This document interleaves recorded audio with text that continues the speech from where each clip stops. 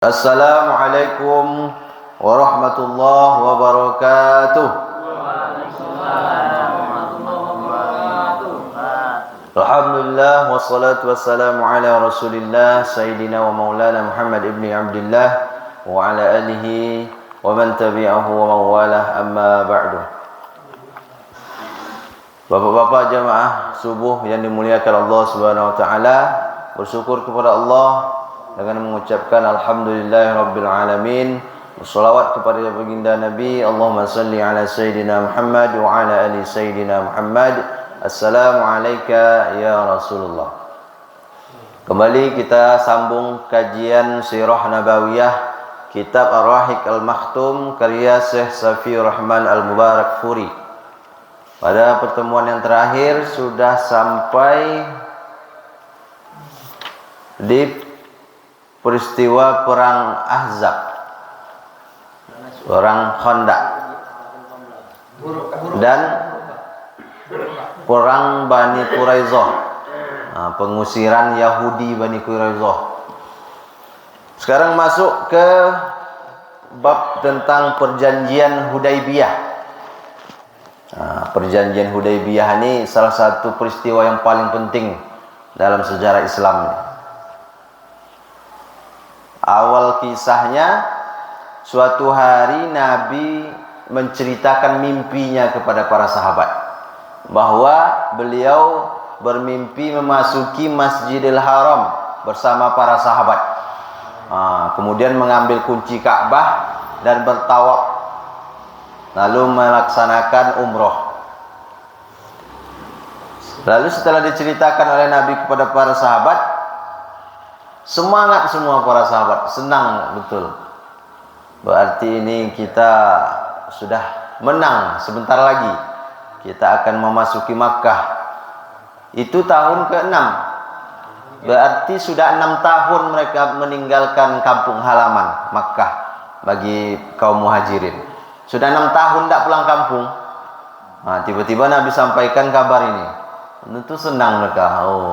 Mereka akan mengunjungi Ka'bah lagi, melihat Ka'bah lagi setelah 6 tahun tidak pulang. Lalu berkumpullah semuanya, dikumpulkan oleh Nabi, suruh kumpul semua bersiap-siap tanpa membuang banyak waktu. Mereka pun segera melakukan persiapan perjalanan menuju Makkah.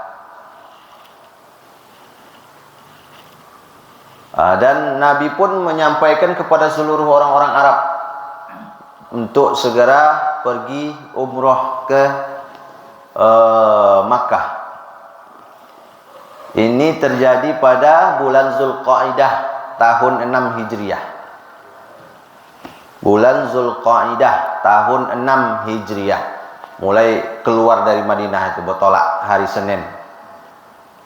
Yang diajak Nabi istrinya Ummu Salamah, yang beruntung mendapatkan undian. Jadi Nabi itu kalau keluar diundi satu istri, siapa yang ikut. Bukan ikut semua, satu yang ikut cuma. Kemarin ada kisah apa itu, Siti Aisyah yang ikut. Ini Ummu Salamah. Kalau kita tidak perlu diundi lagi, ya kan? Apa yang mau diundi? Jadi yang berangkat ini 1.500 orang tanpa bawa senjata, tak pakai senjata. Yang dibawa cuma pedang aja. Pedang itu biasa senjata kalau orang keluar perjalanan, ya biasa membawa pedang. Pedang yang dalam sarung. Ini pedang apa yang bawa? Ini bawa pedang enggak? Iya, yang dibawa cuma pedang, senjata, enggak ada bawa tombak, bawa perisai, bawa baju besi, tak ada. Cuma pedang untuk jaga-jaga diri. Pedang apa ya? Mana tahu ada yang tumbang tengah jalan kan? Jadi itu sinyal bahwa kaum muslimin ini datang ke Makkah bukan untuk berperang, tujuannya untuk melaksanakan umroh.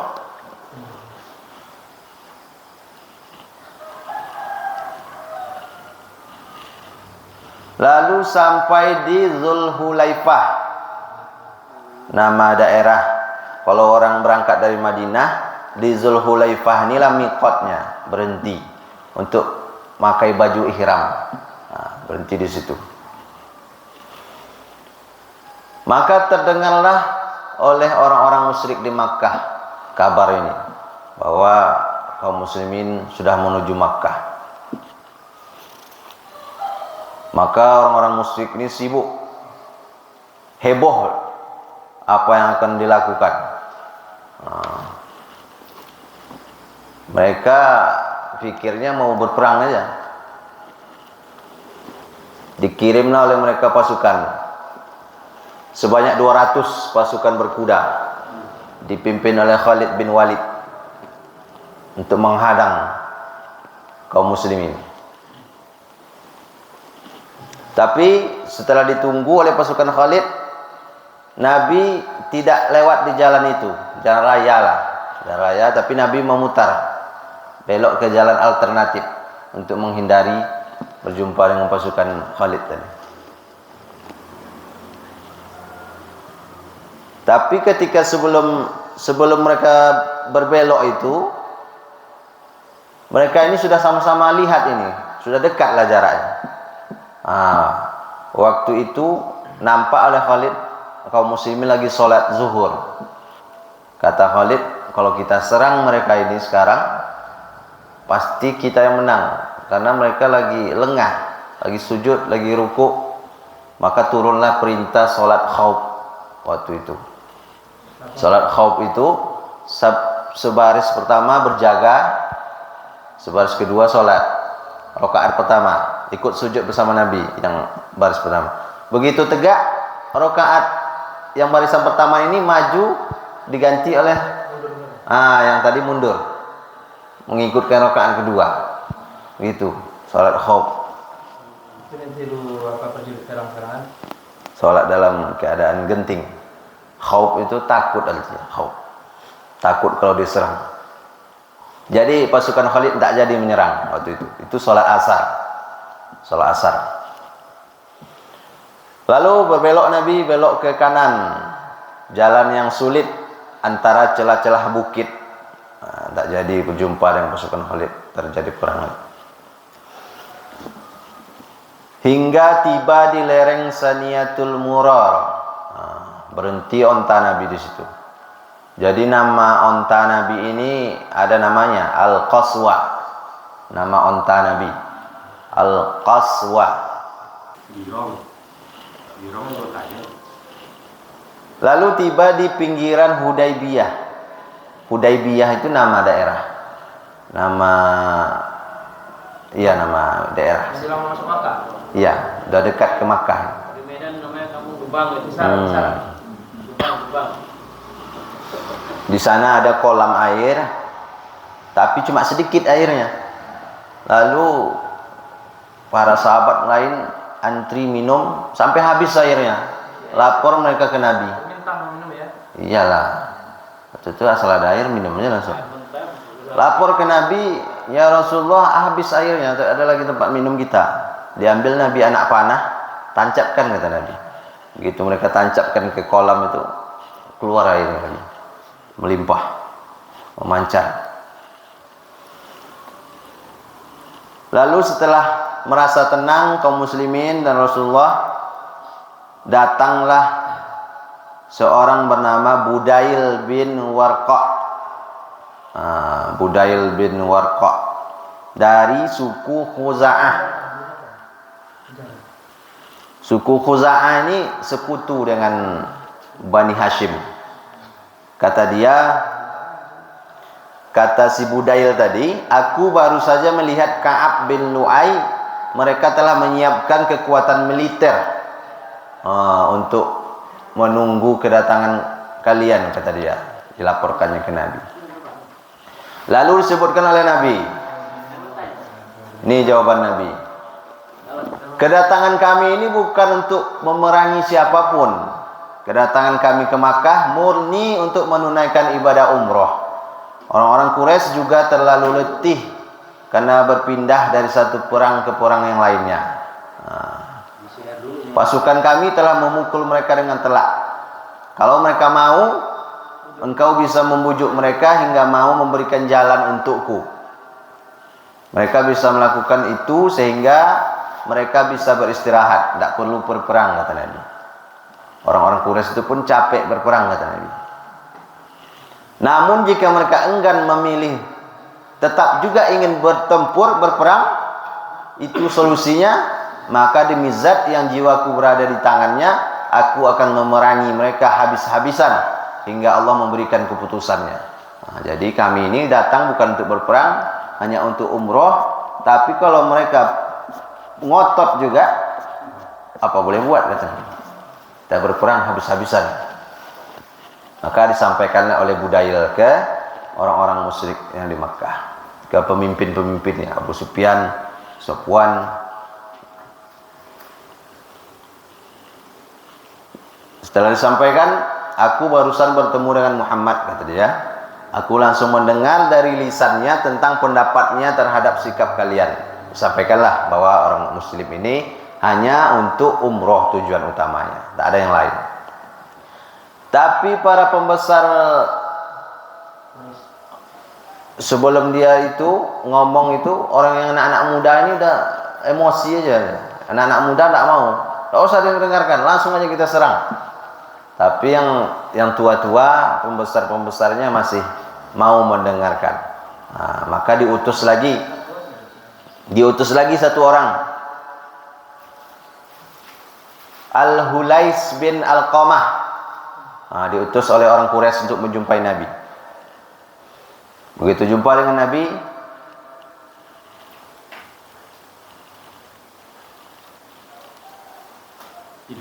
dia lihat di situ sudah banyak hewan-hewan kurban yang dipersiapkan oleh Nabi, hewan-hewan kurban untuk disembelih.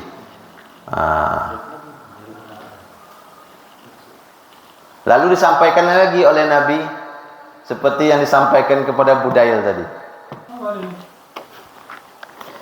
Lalu diulang lagi oleh Nabi seperti yang disampaikan tadi kepada Budail tadi, bahwa tujuannya hanya untuk umroh. Tapi kalau mereka mau berperang juga, apa boleh buat. Lalu balik lagi si Al-Hulais kepada orang Quraisy, menyampaikan lagi. Nah, ini kata dia, subhanallah, tidak selayaknya orang-orang Quraisy menghalangi mereka untuk memasuki Masjidil Haram. Aku menyaksikan pemandangan hewan-hewan kurban sudah ditandai, nah, siap untuk disembelih, dikorbankan.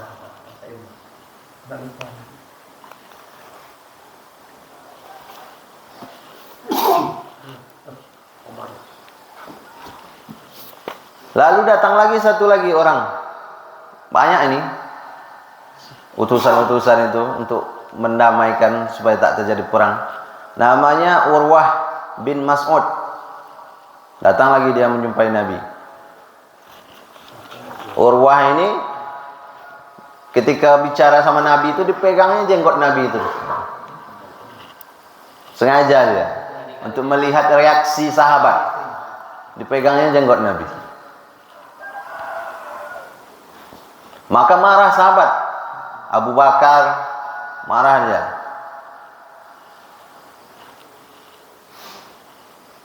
Jauhkan tanganmu itu dari jenggot Rasulullah, kata Al-Mughirah juga. Emosi dia. Lalu balik dia lagi ke orang Quraisy, disampaikannya. Ini kata dia, wahai kaumku, demi Allah, aku pernah menjadi utusan menemui para raja, Kaisar, Kisra Persia, Najasyi. Banyak sudah raja yang kujumpai, kata dia. Demi Allah, aku tidak pernah melihat mereka disanjung sebagaimana para sahabat menyanjung Muhammad. Nah, itu nampak dia. Demi Allah, tidaklah ia meludah, melainkan ludahnya akan ditangkap oleh salah seorang sahabatnya, lalu diusapkan di wajah dan kulitnya. Nah, apabila Muhammad memberikan suatu perintah, maka mereka semua akan berlomba-lomba, beradu cepat menunaikannya. Diceritakan oleh Urwah tadi. Jika beliau bicara, maka semua orang akan merendahkan suaranya dan akan mengikuti dan menghormatinya. Beliau memberikan tawaran yang layak kepada kalian, maka dari itu terimalah tawarannya. Kaum yang muda-muda, para pemuda Quraisy ini tak terima mereka. Ini mereka maunya berperang aja. Maka malam-malam menyusup mereka 70 orang ke perkemahan kaum muslimin untuk membuat huru-hara biar terjadi perang. Maka mau menyusup ke sana, tapi tertangkap oleh komandan pasukan Muhammad bin Maslamah. Tertangkap mereka semua, tak jadi. Lalu untuk melihatkan niat baik, dibebaskan oleh Nabi tanpa dihukum. Dibebaskan lagi. Inilah bukti kami cuma ingin berdamai, hanya ingin umroh kami datang ke sana. Yang pemuda-pemuda tadi. Lalu terakhir utusan Nabi. Nabi lagi yang mengutus untuk meyakinkan lagi orang-orang Quraisy. Diutuslah pertama diminta oleh Nabi Umar. Umar, engkaulah yang pergi sebagai utusan. Kata Umar, ya Rasulullah, jangan jadikan aku sebagai duta. Tidak ada seorang pun dari Bani Adi yang akan membelaku jika aku disakiti. Angkatlah Utsman bin Affan, kata Umar. Utsman bin Affan ini Abu Sufyan itu masih keluarga dia. Jadi Utsman ini banyak masih keluarganya orang musyrik. Segani dia. Maka diutuslah Utsman ke sana. Begitu Utsman masuk itu disambut sama orang tuh. Disambut. Dibawa kan unta Utsman. Duduklah Utsman di Darun Nadwah, tempat pemuka-pemuka itu rapat. Duduk, dia disampaikanlah maksudnya.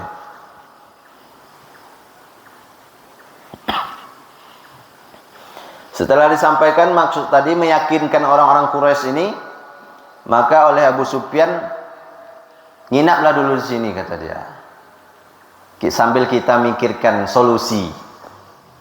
Nginap dulu di sini, ditahan dulu. Sebetulnya bukan ditahan secara paksa. Cuma ayah agak tertahan berarti Utsman di situ. Tidak langsung balik dia ke tempat Nabi. Maka beberapa hari, entah sehari dua hari, Utsman tidak balik-balik. Kaum muslimin sudah cemas. Maka tersiar pula kabar bahwa Utsman sudah dibunuh. Utsman sudah terbunuh. Bahkan Utsman ini tadi ditawarkan oleh orang Quraisy itu untuk tawaf di Makkah, di Ka'bah. Tawaflah dulu, kata orang itu. Umroh dulu. Tidak mau Utsman. Aku tak mau sebelum Nabi tawaf. Aku tak mau tawaf duluan, kata dia. Lalu tersebar kabar bahwa Utsman sudah terbunuh. Hebohlah pasukan kaum muslimin. Sampai pun Nabi bersabda, kita tidak akan beranjak kembali ke Madinah sebelum menyelesaikan urusan ini dengan mereka. Artinya kalau memang Utsman terbunuh, harus kita balas, kata Nabi. Maka Nabi meminta para sahabat untuk berbaiat.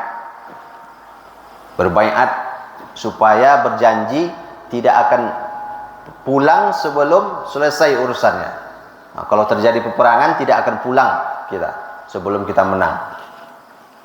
Itu diminta Nabi, semua sahabat yang 1.500 tadi berbaiat.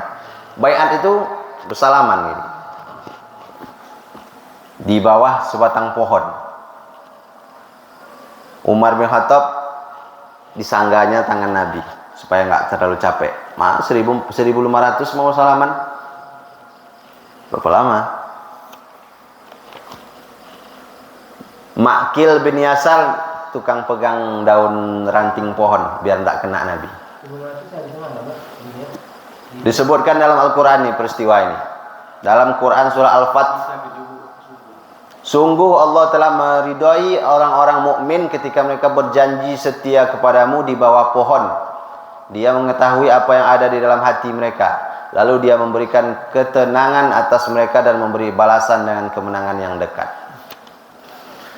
Tapi ketika proses baiat ini, datang Utsman. Tiba lagi Utsman pulang dia. Tiba di situ dan Utsman pun ikut berbaiat. Maka begitu Utsman sampai, ya tak jadi. Aman lagi kondisi. Ternyata Utsman belum terbunuh. Maka orang-orang Quraisy mengutus Suhail bin Amr. Ini Pak Salatul ada hafalnya. Suhail bin Amr. Diutuslah dia untuk membuat perjanjian dengan Nabi. ganti dia. Untuk membuat perjanjian damai dengan kaum muslimin.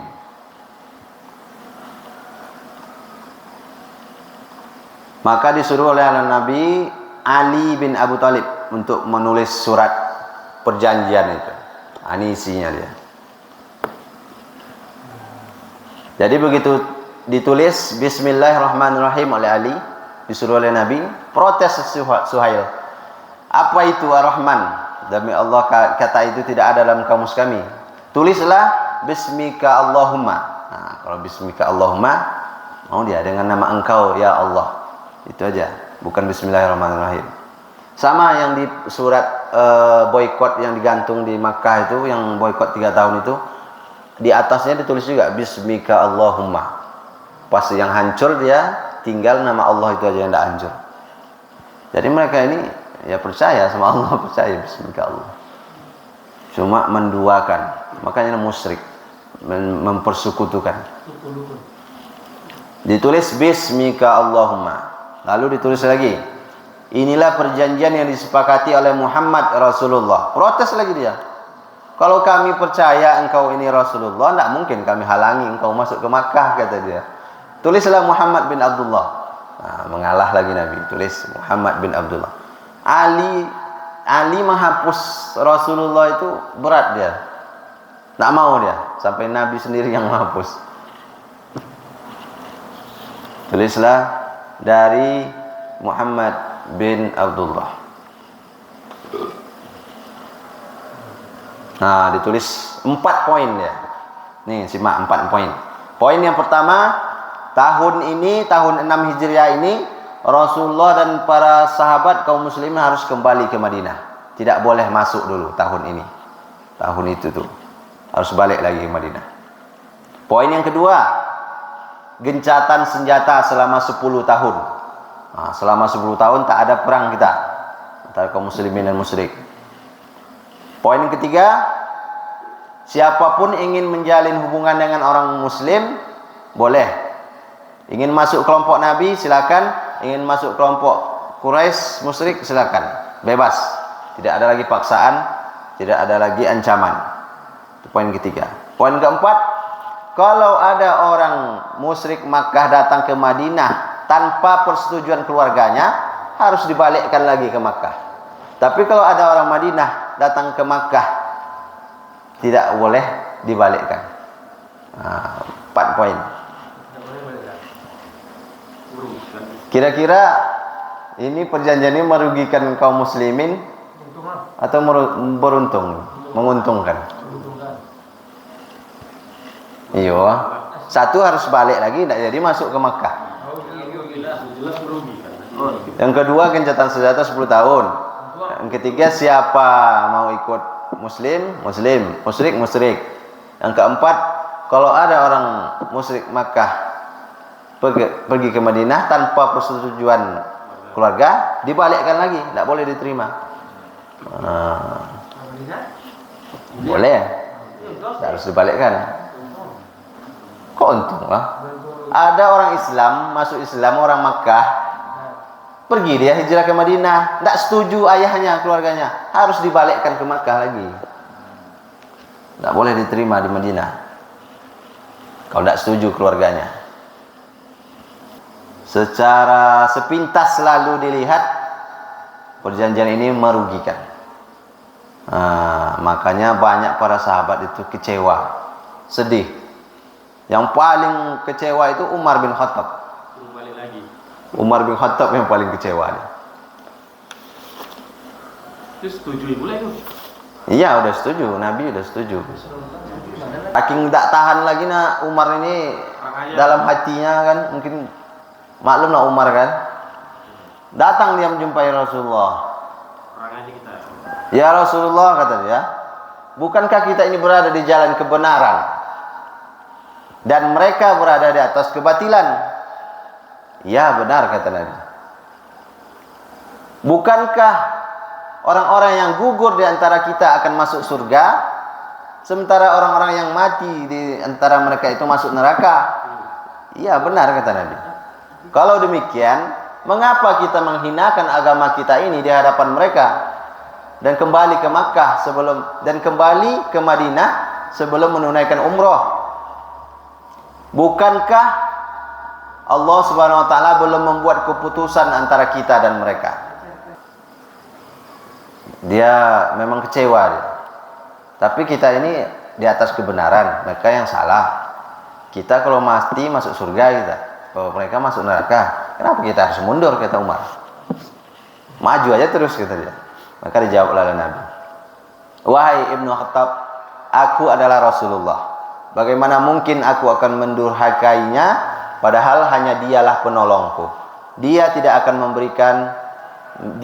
akan membiarkanku terlantar selamanya. Artinya ini memang kehendak Allah, kata Nabi. Dijawab lagi oleh Umar. Dijawab lagi oleh Umar, bukankah engkau telah menyampaikan kepada kami bahwa kita akan mengunjungi Baitullah dan bertawaf di sana? Nah, kan Nabi ceritakan mimpi kan? Dijawab oleh Nabi, apakah aku menyampaikan kepadamu bahwa tahun ini? Kan tak ada disebutkan oleh Nabi tahun ini. Ya, tidak ada, kata dia. Nah, insya Allah kita akan masuk ke Baitullah dan bertawaf di sana. Bukan 10 tahun, tahun depan boleh. Tahun 6 itu tidak boleh. Tahun depan boleh. 10 tahun itu kejahatan perang. Maka tak puas juga Umar. Pergi dia jumpai dengan Abu Bakar. Ditanya lagi oleh Umar sama itu. Dan jawaban Abu Bakar persis sama seperti jawaban Nabi. Padahal Abu Bakar tidak mendengar itu jawaban Nabi. Ada tambahannya dia. Ditambah lagi di akhirnya. Wahai Umar, peganglah semua rambu-rambu dari Rasulullah kuat-kuat, sehingga ajal datang menjemputmu. Demi Allah, beliau berada di atas jalan kebenaran. Nah, ikuti saja Umar apa yang Rasul perintahkan. Maka turun ayat waktu itu, firman Allah, Inna fatahna laka fatham mubina. Sesungguhnya kami telah memberikan kepadamu kemenangan yang nyata. Begitu selesai perjanjian dibuat, datang Abu Jandal, melarikan diri dia. Tahu dia kan Nabi dekat situ. Datang dia ke sana, mau ikut pasukan Nabi ke Madinah. Perjanjian tadi sudah dibuat, tak boleh lagi. Ayahnya ada di situ. Suhail tadi ayah dia yang buat perjanjian sama Nabi. Datang anaknya, namanya Abu Jandal. Wahai kaum muslimin, katanya, apakah kalian rela aku dikembalikan ke Makkah? Bawa aku, kata dia. Tapi tidak bisa. Kata Nabi, wahai Abu Jandal, bersabarlah dan tabahlah, karena Allah akan memberikan jalan keluar kepadamu dan orang-orang yang lemah yang kini bersamamu. Kami sudah membuat perjanjian antara kami dan mereka. Kami telah membuat persetujuan dengan mereka. Dan kami tidak akan pernah melanggar, karena sudah memberikan sumpah atas nama Allah. Sabarlah, kata Nabi. Maka dibawa lagi dia oleh ayahnya, bawa pulang ke Makkah. Dulu dia ini dirantai kakinya nih, terus Abu Jandal. 4 orang itu, Abu Jandal, ada saudaranya Abdullah berhasil kabur ketika perang Badar. 2 lagi itu saudara Abu Jahal. Saudara Abu Jahal, 2 lagi. Mereka masuk Islam, oleh keluarganya dirantai kaki, tidak boleh. Sampai tua itu. Itu dari sebelum ketika Nabi di Makkah lagi dirantai itu. Iya, Nabi di Makkah. Sampailah ini tahun ke-6 Hijriah. Berapa tahun itu? Iya, 3 tahun. 3 tahun. 9 tahun ada itu. Dan tahun ketiga, orang ketiga. Lama orang itu dirantai, tak boleh keluar. Karena kalau dilepaskan kabur. Dan setelah perjanjian ini barulah dilepaskan rantainya. Karena kalau mereka datang ke Madinah, harus dibalikkan lagi. Jadi begitu dilepaskan rantai mereka, kata dia, boleh kami pergi ke Madinah, hijrah ke Nabi. Boleh, kata orang itu. Pergilah kalau kalian mau capek-capek aja. Pergi, habis itu balik lagi ke sini, kata keluarganya. Jadi setelah perjanjian tadi, keluar Nabi, disuruh Nabi untuk menyembelih hewan kurban dan memotong rambut. Tahallul. tahallul. Keluar beliau dari tendanya, disampaikan kepada sahabat supaya bangkit dan sembelilah hewan kurban kalian. Tapi para sahabat saking sedihnya, kecewanya, tak ada satupun yang bergerak waktu disuruh Nabi. Padahal biasanya kalau Nabi yang nyuruh, langsung mereka sigap. 3 kali diulang Nabi, tak ada sahabat yang bergerak satupun. Sahabat pun tak bergerak. Maka sedihlah Nabi. Masuk Nabi ke dalam kemahnya, jumpa dengan istrinya, Ummu Salamah. Yang ringan semangat apa tadi? Karena perjanjian tadi ini, orang itu pikirnya tidak jadi masuk ke Makkah, kita kalah ini mereka pikiran mereka. Kecewa mereka.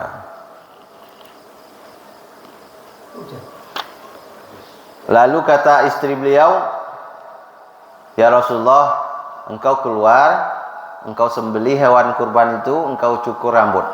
Nah, nanti pasti diikuti oleh sahabat-sahabat yang lain. Nah, keluar Nabi, tak ada lagi Nabi ngomong lagi, langsung disembelih Nabi hewan-hewan kurban, lalu dicukur rambut dan para sahabat pun bangkit. Baru diikuti oleh sahabat. Agak-agak merajuk para sahabat ini. Ada juga merajuk lagi awak ya. Ya, itu wajar. Jadi setelah ini balik Nabi ke Madinah, ada perempuan wanita-wanita yang datang dari Makkah hijrah ke Madinah. Perempuan-perempuan yang sudah masuk Islam datang ke Madinah. Lalu diminta oleh orang-orang Quraisy lagi supaya dibalikkan. Tapi Nabi menolak. Alasannya karena di dalam perjanjian itu cuma tertulis rijal, laki-laki. Perempuan tidak termasuk dalam perjanjian itu, kata Nabi. Jadi tak dikembalikan Nabi. Dan turun firman Allah dalam surah Al-Mumtahanah, panjang artinya ini. Wahai orang yang beriman, apabila perempuan-perempuan mukminah datang berhijrah kepadamu, maka hendaklah kamu uji keimanan mereka. Allah lebih mengetahui tentang keimanan mereka. Jika kamu telah mengetahui bahwa mereka benar-benar beriman, maka janganlah kamu kembalikan mereka kepada orang-orang kafir, suami-suami mereka. Mereka tidak halal bagi orang-orang kafir itu, dan orang-orang kafir itu tidak halal bagi mereka. Dan berikanlah kepada suami mereka mahar yang telah mereka berikan, dan tidak ada dosa bagimu menikahi mereka apabila kamu bayarkan kepada mereka maharnya. Dan janganlah kamu tetap berpegang pada tali pernikahan dengan perempuan-perempuan kafir, dan hendaklah kamu minta kembali mahar yang telah kamu berikan. Jika suaminya tetap kafir, biarkan mereka minta kembali mahar yang telah mereka bayarkan. Demikianlah hukum Allah dan yang ditetapkannya di antara kamu, dan Allah Maha mengetahui, Maha bijaksana. Inilah mulai surat turun ini haram menikah dengan lain agama. Makanya dulu anak Nabi Zainab belum diceraikan Nabi dengan suaminya karena belum turun ayat ini. Ayat ini turun setelah perjanjian Hudaybiyah. Sejak itu orang-orang Islam ini pun masih banyak istrinya yang kafir, yang belum masuk Islam. Sejak ini diceraikanlah oleh mereka istri-istrinya. Tak boleh lagi. Jadi yang datang tadi itu diganti maharnya ke suaminya, dah cerai, mereka masuk Islam. Dan diuji oleh Nabi. Ujiannya itu diuji oleh Nabi bahwa tidak boleh menyekutukan Allah, tidak boleh mencuri, tidak boleh berzina, tidak akan membunuh anak-anaknya, tidak akan berbuat dusta. Kalau lulus mereka ujian keimanan ini, mereka boleh tinggal di Madinah. Nah, sekarang kita lihat faedah hikmah dari perjanjian ini.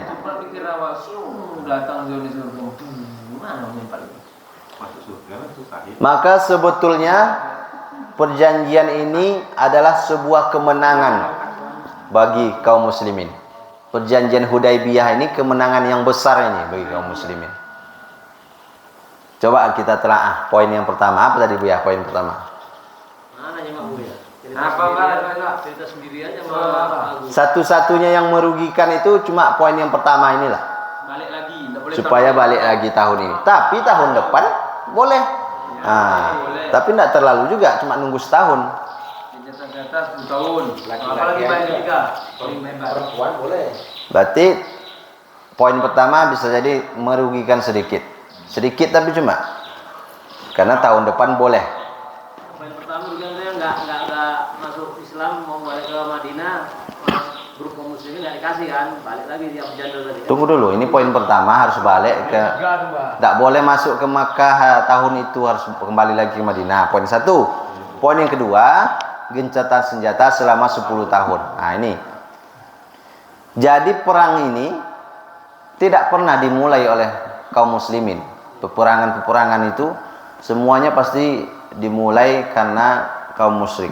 Perang Badar waktu itu karena pasukan Abu Jahal tetap mau maju, makanya dihadang oleh Nabi. Perang Uhud musyrik juga yang datang. Perang Ahzab begitu juga.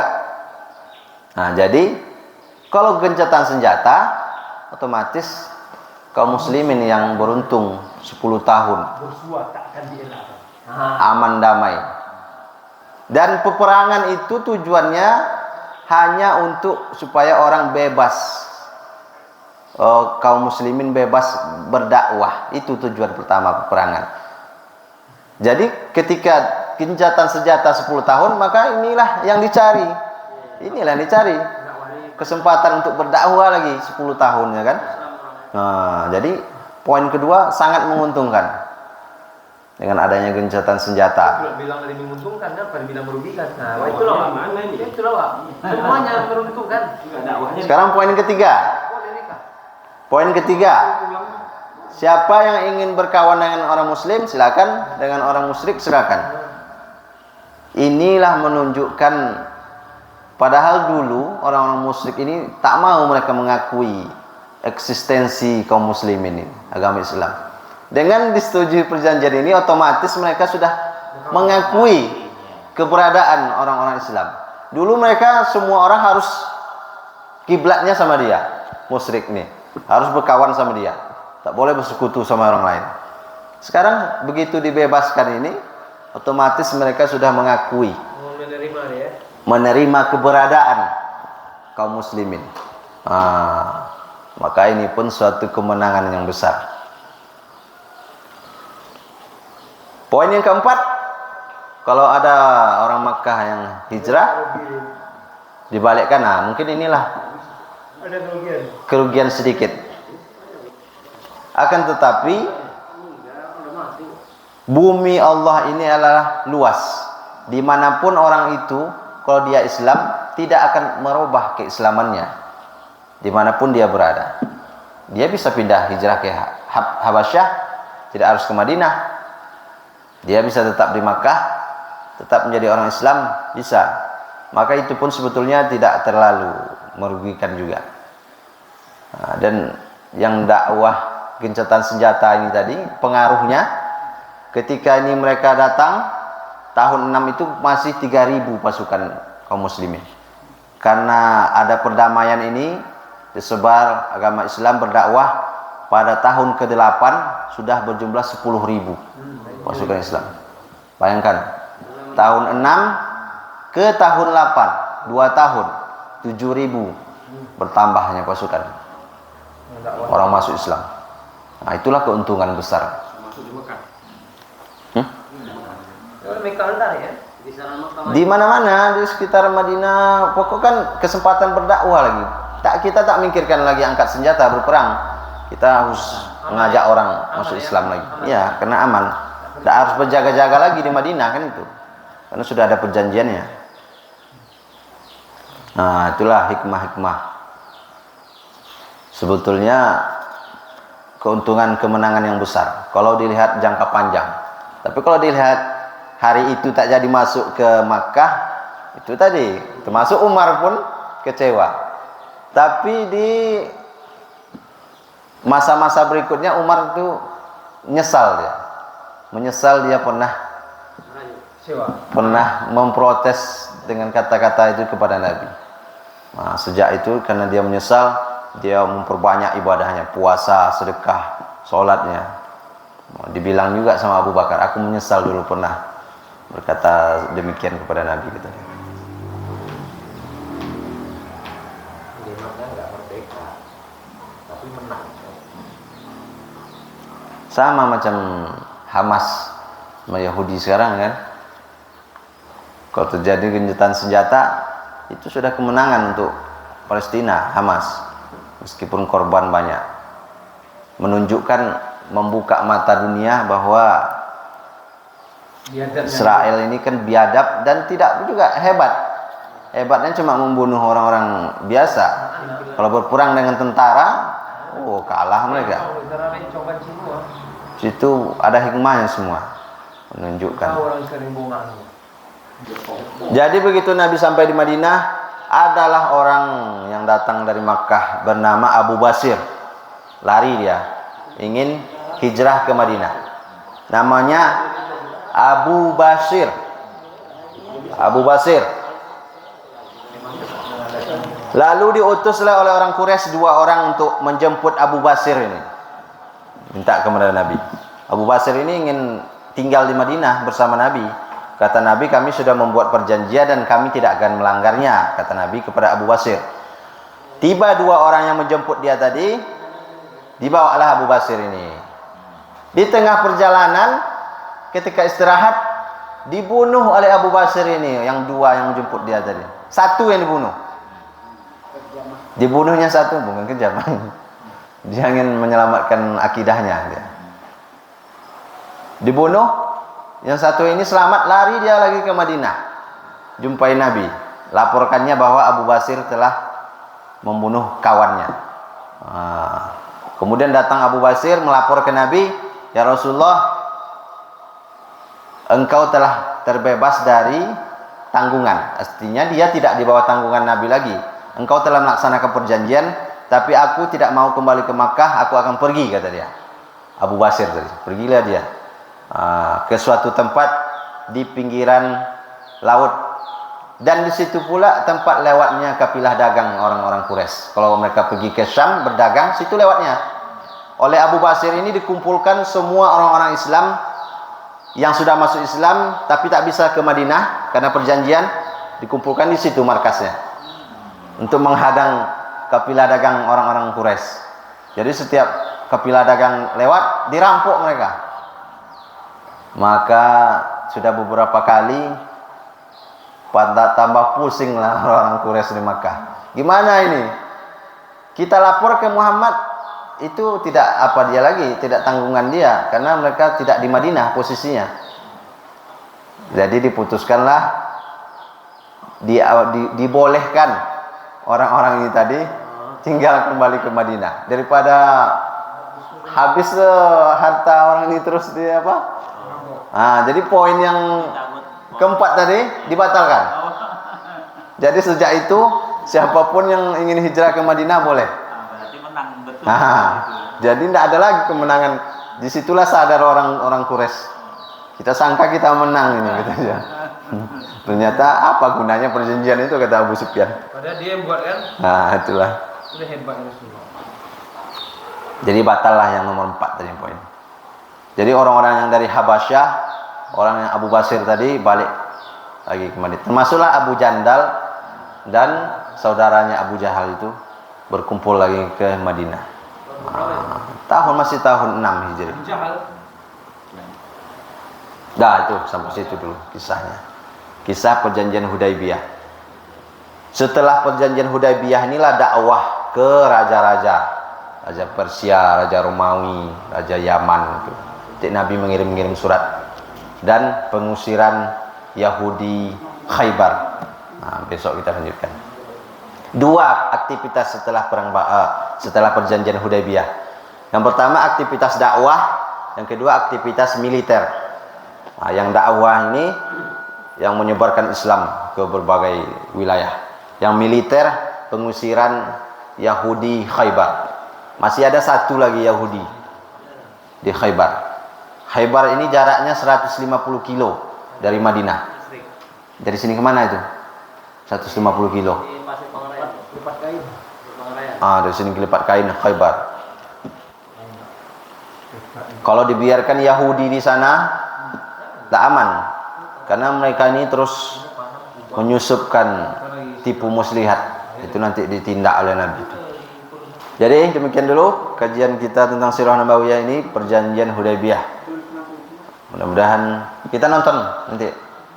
Ada nih perjanjian Hudaybiyah. Sambil makan apa?